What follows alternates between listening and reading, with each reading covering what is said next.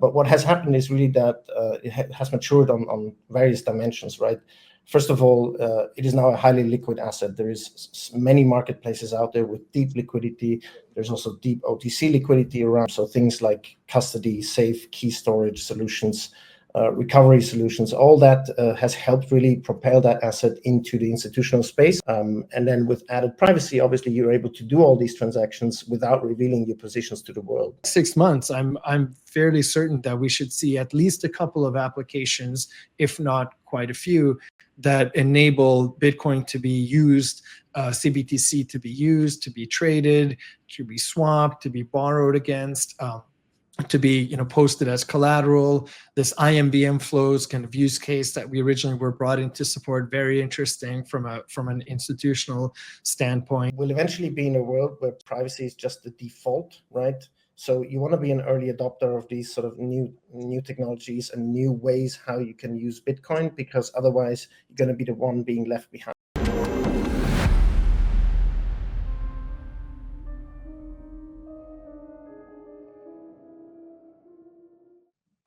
Okay, so hi everyone. In this stream, we're gonna be talking about CBTC on Canton Network. We've got Georg from Digital Asset, Aki from BitSafe, who the company behind CBTC on Canton Network, and I'm gonna sort of lay the ground over for the conversation that you're gonna hear in the coming minutes. So essentially, the state of world that we live in today. Bitcoin is reaching all-time high or breaking all-time highs back to back, and is sort of also moving to other chains where builders like BitSafe and a lot of others are able to help Bitcoin have more unique programmable and composable properties. With CBTC on Canton Network, there's this unique edge that comes with Canton of privacy and the settlement or the finality that comes with Canton, which makes it particularly interesting for institutions.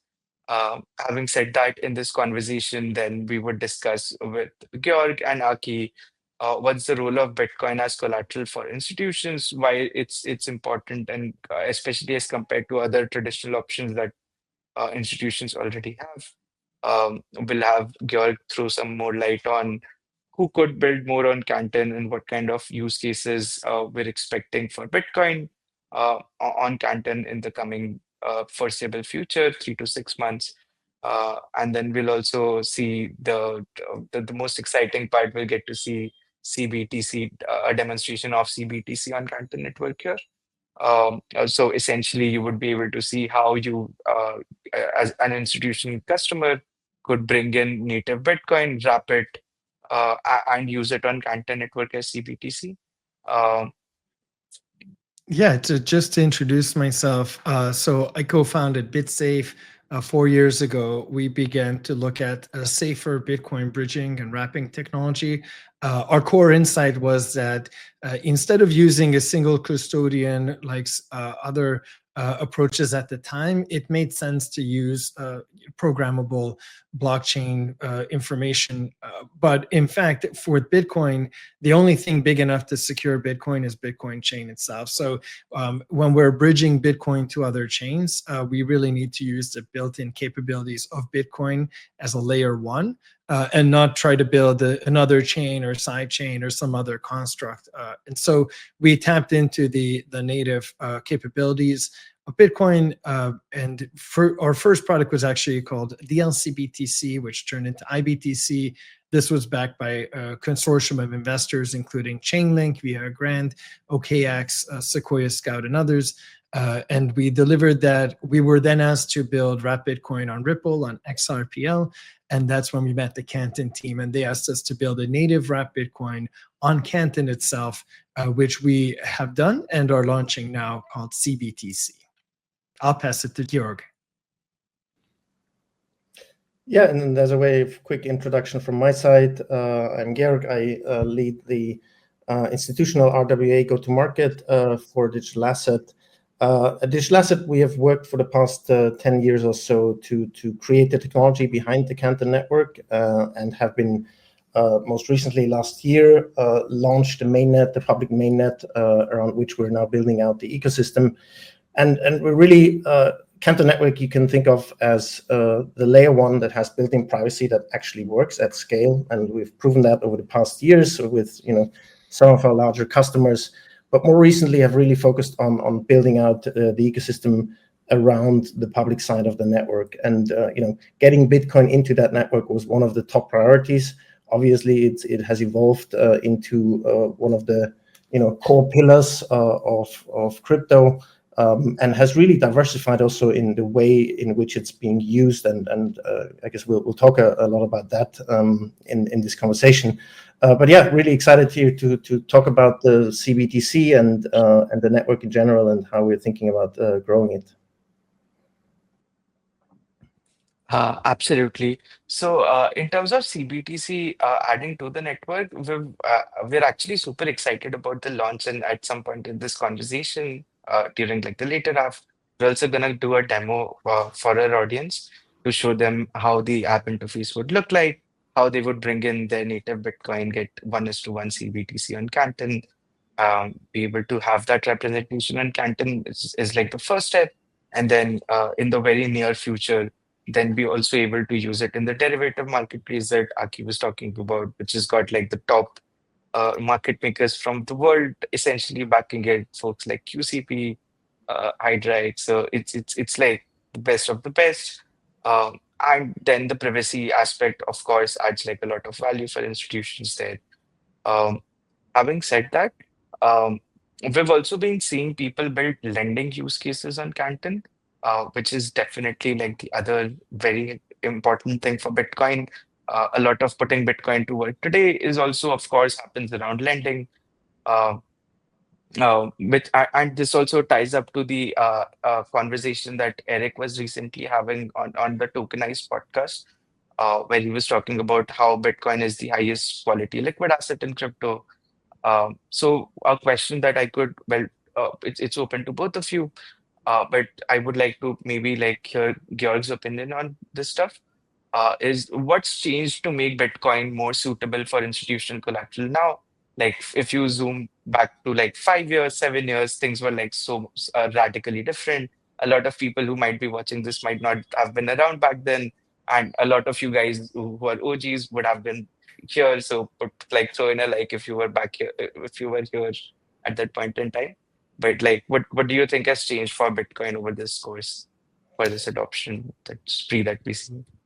Yeah, I think generally the asset, Bitcoin as an asset, has evolved massively and has matured as well over that time period. For those that recall the early days, things were kind of very unsafe. People would be losing keys all the time, and coins getting lost. And generally, it was considered highly volatile. Not suitable for anyone just looking for an investment opportunity. But what has happened is really that it has matured on various dimensions, right? First of all, it is now a highly liquid asset. There is many marketplaces out there with deep liquidity. There's also deep OTC liquidity around. And then the second thing that has happened is really that a lot of the complements that are needed when you want to use an asset in an institutional fashion have come into the ecosystem. So things like custody, safe key storage solutions, recovery solutions, all that has helped really propel that asset into the institutional space. And we've seen now more recently that people are starting to pick up and start to transact in ways that we typically know from TradFi, right? Using Bitcoin for lending purposes, financing, and generally trading derivatives on it. Certainly, these markets are still, let's say, in its infancy compared to their traditional counterparts. But we see a lot of growth and a lot of developments happening in that space. And specifically, what we try to change with the Canton Network is to add certain aspects that are currently missing from Bitcoin on its native L1 chain. One is privacy, right? People are not really comfortable moving, especially large amounts of Bitcoin around with this pseudonymity that exists on the Bitcoin chain. As you well know, there's lots of kind of intelligence solutions that have come into existence that really allow you to typically identify to a large extent who's behind a certain wallet address.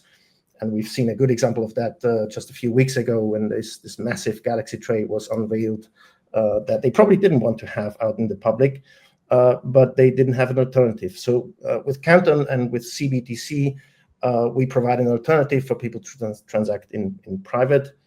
And then the second aspect is that Bitcoin has this, let's say, basic programmability on its native chain, but really where a lot of the value is unlocked is if you can program it in a composable way and interoperate with other applications in an ecosystem, right? So things like atomic DVP versus a cash lag, right? That massively simplifies spot settlements.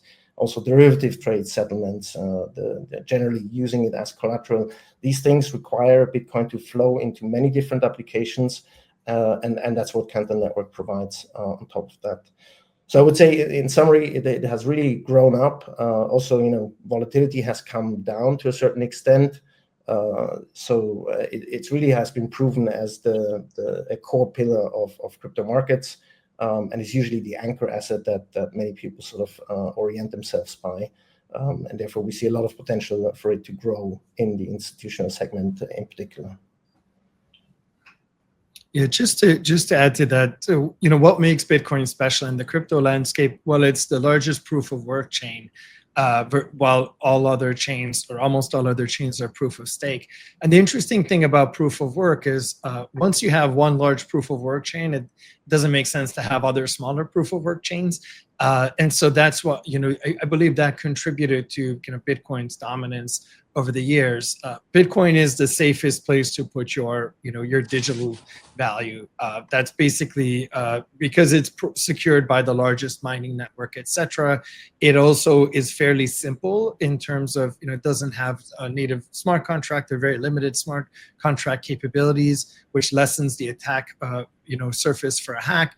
So that's, some of these things are the technological reasons, and it also has a great brand and great network effect, and it's as Georg mentioned, it's seen significant institutional adoption and adoption by nations as well. So it just has these kind of inherent advantages that make it a great asset to use as collateral.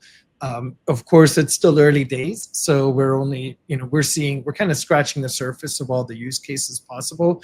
But as a highly mobile, proven store of value, we think it'll have not only it'll be able to serve existing use cases like borrowing against it and trading that, but also just new use cases that we haven't seen emerge yet. So we're excited about the long-term opportunity for Bitcoin, especially when married with the privacy layer of Canton. Very interesting insights, guys. And especially the part, so among other things, one thing that like me as a crypto native guy, I particularly catch on to is early, because in crypto, early people who come in early make the most, more often than not. So it's really about like adopting faster, improving and getting on to the better tech solutions to the complicated financial problems that we're kind of working on together, all of us. Uh, and in this journey, both of you folks have talked to a large chunk of Bitcoin holders, of folks with different kind of wallet sizes, and sort of have in different roles and ways helped them put Bitcoin to work or figure out like what their digital asset strategy could be for the customers in the space, especially institutions. What are some of the top misconceptions you might have seen from the large of Bitcoin holders? So, for instance, it could be around custody or something else, but would be interesting to know based on your conversations with these folks. Yeah, sure. I can give it a start, but I'm sure Aki has probably a lot to add. What I've been seeing is that people just still think that Bitcoin is somehow inherently unsafe, and there is certain large risks that they cannot know or cannot understand associated with it. And I think the counter argument there is really that we have large financial institutions, first of all, holding Bitcoin, and then all the service providers providing really all the required security that you want to have. So it's not like you have to manage all that security yourself. You can rely on trusted partners to do so. And we've seen some notable institutions playing into in that game that are also active in TradFi. So therefore, I think that's definitely a misconception that we commonly see. And then the other one, obviously, being as to the properties of Bitcoin. People always think like, oh, this is highly volatile. It can drop 50% overnight and things like that. But if you look at some of the TradFi markets, some of the meme stocks, some of the tech stocks, I think especially in recent times, you've seen actually much higher volatility on those, and you've seen 50% moves on those. So Bitcoin isn't actually the highest volatility asset anymore. And then especially within crypto, if you compare it to some of the others, it has definitely proven as much more stable and kind of predictable in a sense than many of the others. And then maybe the last one I would mention is that people often see Bitcoin purely as kind of a retail-focused asset, where people have an opportunity to invest in something with some upside. But really, what we've seen emerge recently is the birth of some very traditional finance use cases around Bitcoin being used as collateral, derivatives being traded on Bitcoin. That's one use case that we're specifically focused on. So Bitcoin being basically a first-class citizen in financial markets, and I think its properties are really attributive to that. So I would say that's it's definitely not just a retail asset anymore. Yeah, I'm very curious on that last point about what some of these interesting use cases are. Just to kind of speak to the earlier points, yeah, it was actually kind of funny. You brought up this kind of general, large, unspecified risk. I was having a conversation with the customer today, and they asked, "Well, what if something goes wrong?" And I'm like, "You're gonna have to be a little bit more specific on what something means, because we're not. This is not like a new technology. It's been covered extensively. Of course, not everybody. It takes a village, so it takes different levels of technical and operational due diligence to kind of ensure that the solution works. But all that information and that expertise is well out there in the case of Bitcoin. So it's not a new construct. I would say one thing that we have noticed over the years of speaking to miners in particular and whales is that not all of them use custodians yet, which I think is a risk, only because some of them are, especially the very long time miners, they might be used to just having their Bitcoin, I would love to say some of them have it on Ledger, but some of them have it on even more basic setups like a USB drive. And so part of, when we meet these folks is trying to persuade them to use a wallet or custodian. Some of that kind of comes from Bitcoin's roots as just like this self-sovereign asset, which is great. It's just that, once you get over a certain amount, you might want to look into, professional custody providers and all that. Of course, this is more like a issue for the early folks.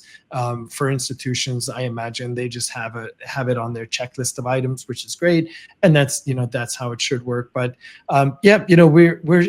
Bitcoin is still, although it's really been around for a long time now, it's still evolving. You have kind of layers of when people came in and when people heard about it and what their impressions were. Very early on, it was used for illicit activity, but then people quickly realized that's probably one of the worst uses, because all of your transactions and activity are in a immutable ledger, global ledger maintained by, a vast network of computers. So maybe that's not where you should put your illicit activity. So then, but some people still kind of think back to those days, or as you mentioned, the volatility aspect, which is also not super relevant anymore. So it's interesting to kind of see kind of what, humanity has not really caught up to the reality of what Bitcoin represents.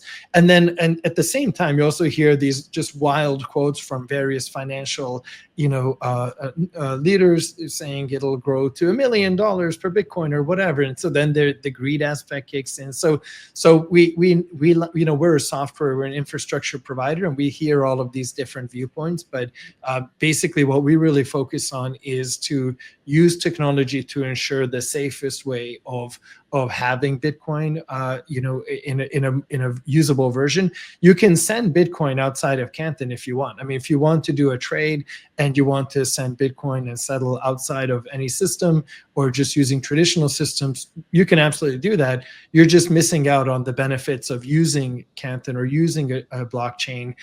For example, it's not programmable. So if you're doing a Bitcoin transaction out with, just Bitcoin L1, you can just have some sort of legal contract by which you send the Bitcoin or post as collateral, but then it's just you're relying on a legal contract. It's not really extensible. It's clunky. It's slow. It's kind of all the things that traditional finance, has with any asset.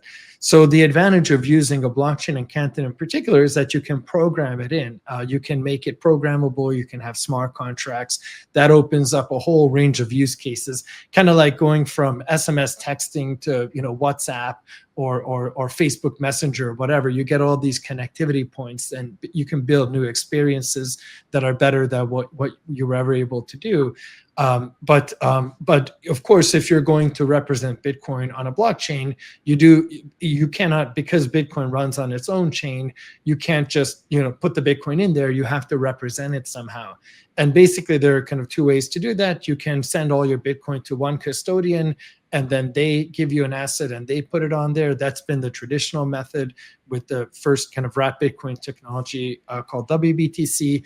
Or you can use something more sophisticated, which is what we brought to Canton, using a Bitcoin native multi-sig that's on Bitcoin chain and uses the inherent properties of Bitcoin, but still represents the Bitcoin synthetically on Canton.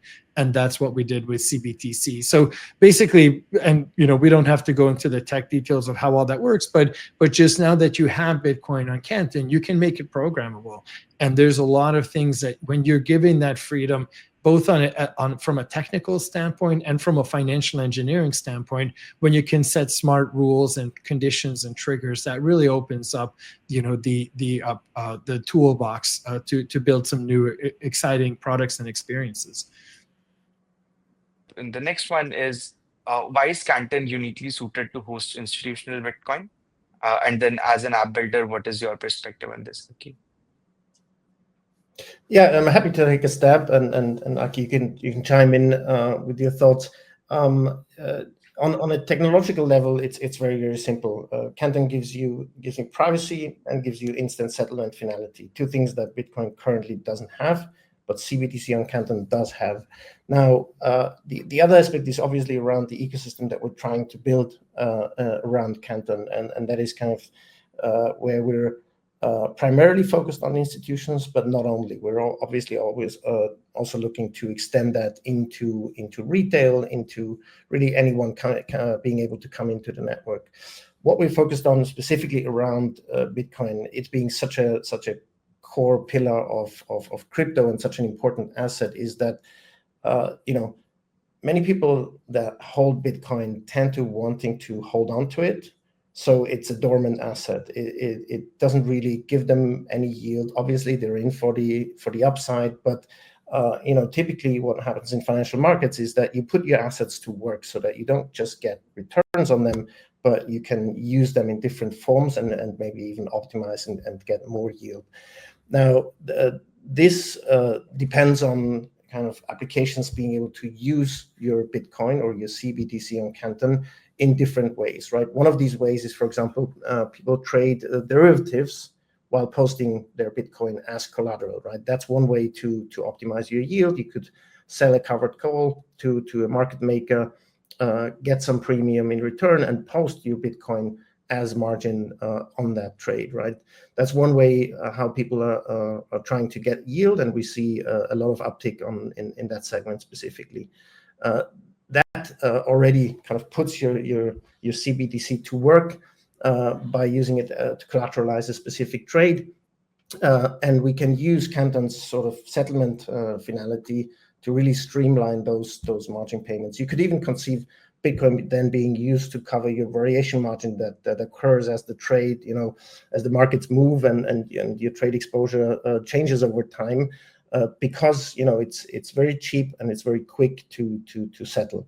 Eventually, I think we will see a lot more of these types of applications come into the network. Derivatives. You could think about kind of right now, a large part of the market is happening OTC, but you could conceive like a derivative vault, an option vault, where people can actually access that kind of yield in a more decentralized fashion, in a more trustless fashion. That's one thing. Obviously, lending is the other one that really has a great growth trajectory. And there again, there's both variants. There's OTC, and then there is the sort of more decentralized protocols. We expect a lot of these applications to come into Canton over the next few months and really give CBTC that secondary utility that makes it a better Bitcoin than your layer one Bitcoin. And then with added privacy, obviously, you're able to do all these transactions without revealing your positions to the world. That's specifically around collateral. One pain point that we're trying to solve here is that right now, if you move collateral, whether that's between counterparties or towards an exchange, it's for the world to see and for the world to imply kind of what your positions are and therefore exploit them. And people are doing this. So that's really the one of the key aspects that we're trying to solve for. Yeah, definitely. Oh yeah, I'll definitely add on to the yield vault side, because that's something we're also working on and have been focused on for a while. But just to kind of double click into one thing you said, so these institutions that the goal, I completely agree. Bitcoin is pristine collateral. It's great collateral to post for derivatives. In the absence of Bitcoin, what are these trading firms using today? Are they posting stables or something else? I mean, oftentimes they actually rely on traditional fiat rails, so that's why you get this big mismatch between the market that they're trading on, which is 24/7. But if they're bound to, let's say, fiat rails, or even have to send around the treasury, which settles T+2, you have a complete mismatch in terms of how you manage your risk towards how the underlying trades. Right now, you have an instant high quality asset that you can settle instantly and atomically. That removes all that and essentially brings down the risk in the system, and therefore would also allow people to be more competitive and more capital efficient by lowering margin requirements, because you have a much more efficient and continuous margin regime. So that's really one of the key benefits that we're looking to unlock, and Bitcoin is just the most prevalent collateral in that specific segment that's being traded on and being used as collateral. So that's why we're starting there. Yeah, that's really interesting, because the crypto kind of sprang from Bitcoin, and there's a lot of connectivity. There are a lot of trading pairs. It's for better or for worse, correlated in many ways, at least in terms of perception. So it's interesting. And I've also heard that borrowing against stables can be quite expensive, versus there's a lot of Bitcoin available to be used. So yeah, any kind of practical use of Bitcoin, it makes a lot of sense, and we've seen it in other ecosystems. So it's very logical, and of course, adoption is even growing with a lot of the conversations in political spheres, etc., about adopting Bitcoin and for various reserves and so on. So yeah, we're seeing a lot of interest too.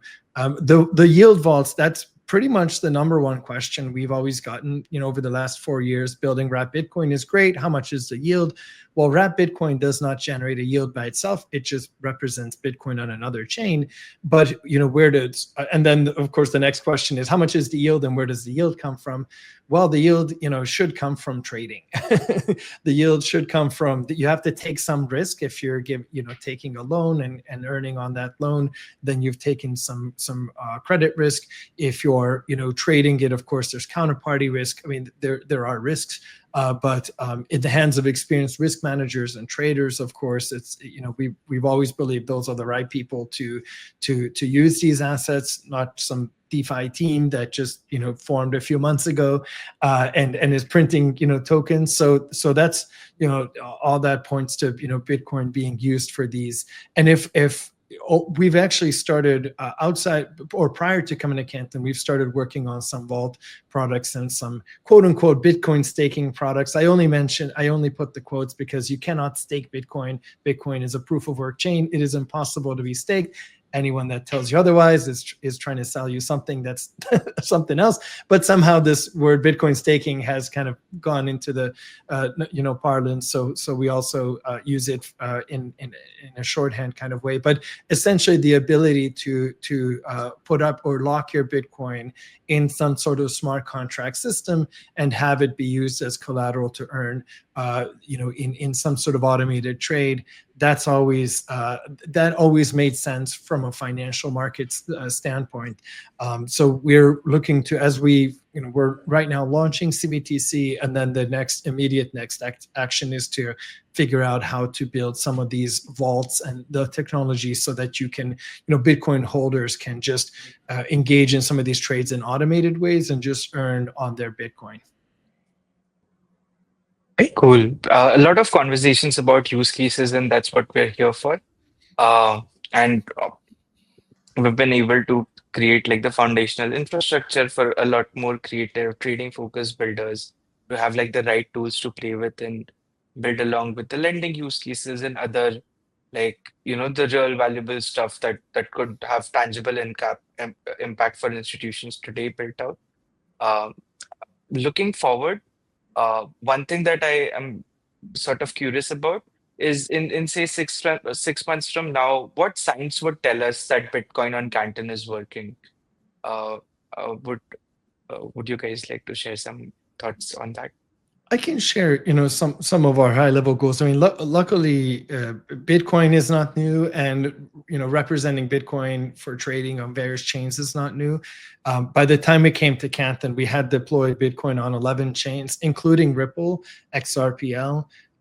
So we've seen kind of what works. We've also seen what doesn't work. We've seen projects launching that profess to use Bitcoin to generate a yield, but really they're just, either minting tokens based on unbacked TVL. That unfortunately, that's a kind of common one that has happened in the industry. Is some teams mint Bitcoin representation, but there's no Bitcoin behind it, and it's somehow used to kind of farm retail interest. That's that doesn't work.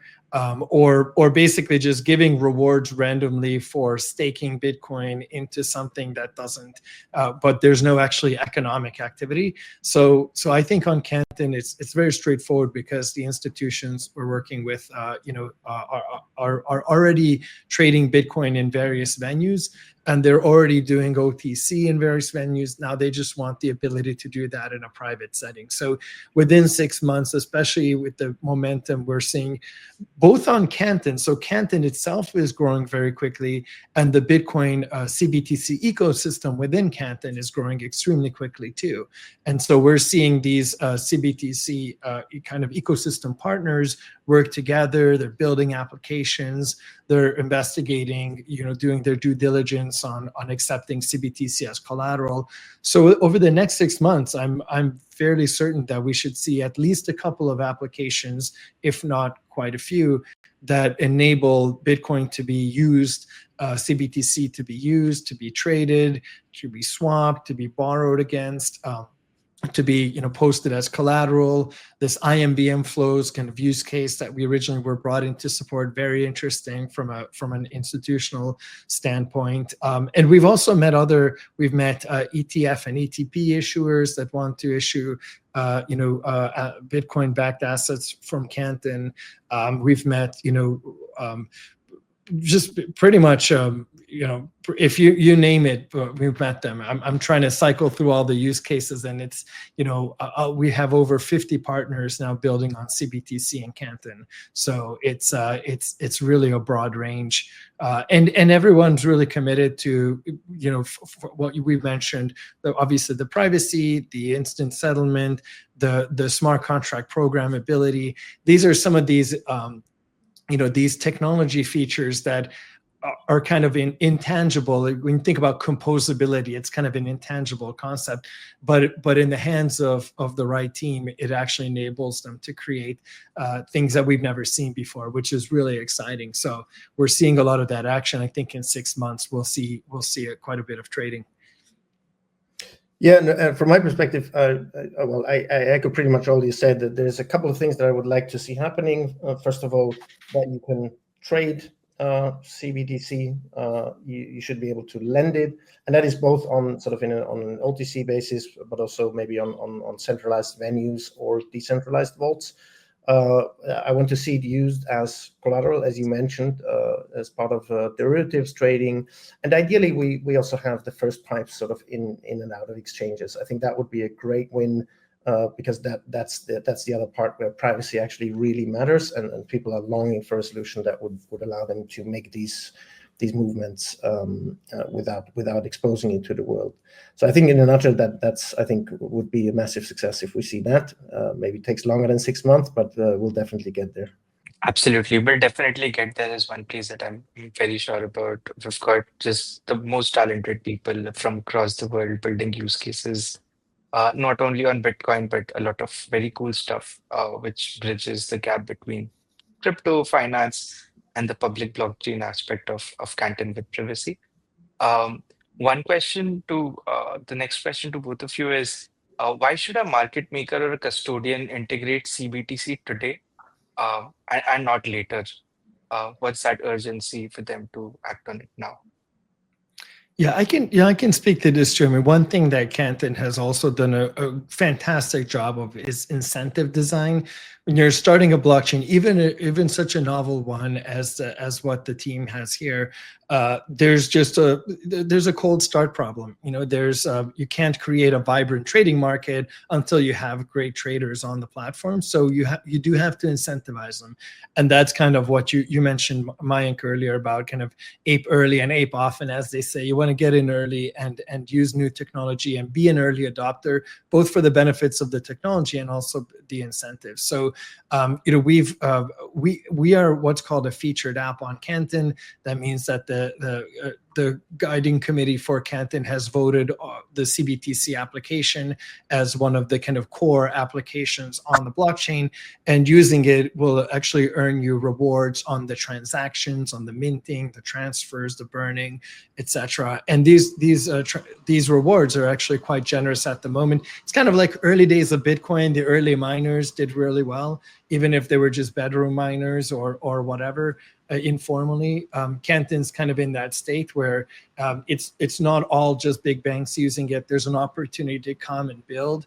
The only thing we always ask from our customers or partners is that they need to share some use case that they imagine on Bitcoin, on Canton using Bitcoin. They need to kind of walk us through their roadmap, and we're getting a lot of interesting and very realistic projections for what these teams intend to do. So if you're a builder, if you like Bitcoin, I definitely invite you to come to Canton, check it out, learn more about it, both from a technology standpoint, the incentives, what's available, what's not. There are a lot of opportunities to build. And in our view, it's just the most exciting blockchain right now, especially underscored by the recent financing from large, highly professional Wall Street institutions like Goldman, DTCC, etc. So Citadel, not to leave anyone out, it's a long list. So highly encourage all the builders out there, whether you work at an institution or you're part of a startup or something in the middle, definitely come check this out, because think Bitcoin on Canton is a no-brainer, and you can really earn significant rewards from being an early adopter. Yeah, and I would probably add one thing to that list, and thanks, Aki, for the nice words. Specifically around market makers and trading firms, I think we'll eventually be in a world where privacy is just the default, right? So you want to be an early adopter of these sort of new technologies and new ways how you can use Bitcoin, because otherwise you're going to be the one being left behind. If you're the only one transacting, transparently for the world to see, you're at a competitive disadvantage. So if you want to retain your competitive edge, you better start using these technologies rather sooner than later. Amazing. Total agreement on this one. And one last question to Georg before we sort of move on to the product demo video is, if I'm a builder on like for the audience, if there's a builder who's interested to come build on Canton, where should they go? What should they do? Any advice for them? Yeah, so there's a lot of resources on how to start building on Canton. The best way to start is probably just Canton.network. Yeah, we have a lot of documentation that helps people to get started. There is a quick start example that lets you spin up a whole local net in minutes and really start diving into it. It's very easy to pick up, and there is examples to help along the way. And then obviously we at Digital Asset are there to support the ecosystem and the builders within it in any way we can. So more than happy also for people to reach out and have a conversation about how we can get stuff done on Canton. That's amazing. I'm sure like a lot more people are getting more and more eager to come out and build use cases that solve for institutions, large capital holders. Uh, so here's a demonstration for like the CBTC app.